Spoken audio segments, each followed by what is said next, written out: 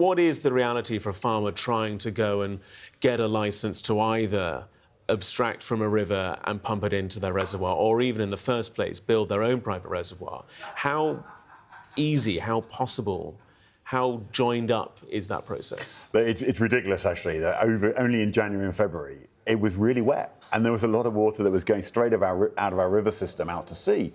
But that's the water we need to be harvesting and we need to be capturing. Now, some parts of the country, you'll get a reservoir in 28 days if it's below ground. But a lot of our reservoirs, particularly in the flat areas of the country where our root crops are grown, need to be above ground reservoirs. And we need to get permitted development rights so that we can build those above ground reservoirs, which will have a visual impact. But we've got to prioritise food production here. They also provide an environmental habitat. So it's not, it's certainly not a lose-lose. I would say it's a win-win. But we've got to prioritise that food production. So permitted development rights there would make a big change.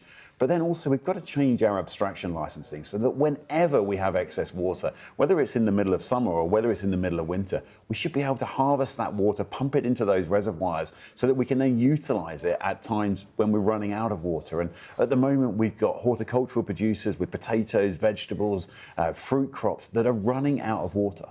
And if they don't then have enough water to soften the ground before they harvest them, they'll do a lot of damage to some of those crops at the harvesting time. We've got livestock farmers that are worried about whether or not their boreholes will still have enough water to provide the water for those animals. So it is absolutely crucial. And it matters to farmers, but it matters to 70 million people that rely on our food system 3 times a day.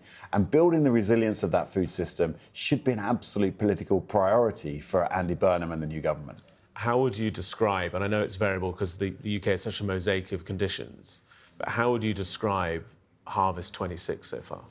For cereal farmers, it's been the 3rd harvest in a row where it's been incredibly challenging. And that since April, we've probably lost about 35 to 40% of the potential that was in the fields at that point in time. So very, very difficult for those that are harvesting oats for cereals or wheat for flour. And then we've got the knock-on for those potato producers that are now very, very worried about water availability. And livestock farmers are already using their winter feed now to keep looking after their animals and are worried now about what will happen for the winter. So whether in the next 6 weeks and the next 6 months is going to be absolutely crucial.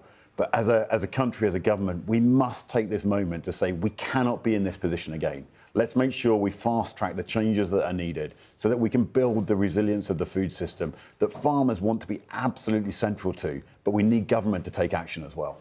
With regards to government, have you met the new minister yet? So I met with the Secretary of State earlier this week, and clearly a key part of the conversation was about water, was about planning, was about building the resilience, but also creating the investment framework. And at the moment, the annual investment allowance, which gives tax advantages for investing in machinery, it can't be used for building reservoirs. Now, we would like to see that broadened in scope so that farm buildings and infrastructure such as reservoirs and irrigation systems can be brought within the scope of that annual investment allowance and incentivise the investment in these critical parts of our infrastructure. To what degree, if at all, has the changes in inheritance tax impacted the willingness of farm families and farm businesses to potentially invest into infrastructure such as this? I have one live example of a farm in Cambridgeshire that decided not to invest in a reservoir because of the fear that they were going to be paying inheritance tax, and they didn't want to build the value of their farm. It's absolutely crazy. What the government don't seem to understand is they're taxing business assets as though they're personal wealth, and they're disincentivising the investment in those assets which will build the resilience of our food system. So climate and food security measures are not being deployed as a result of the taxation that's been introduced? There is definitely one live example there where they decided not to invest in a reservoir.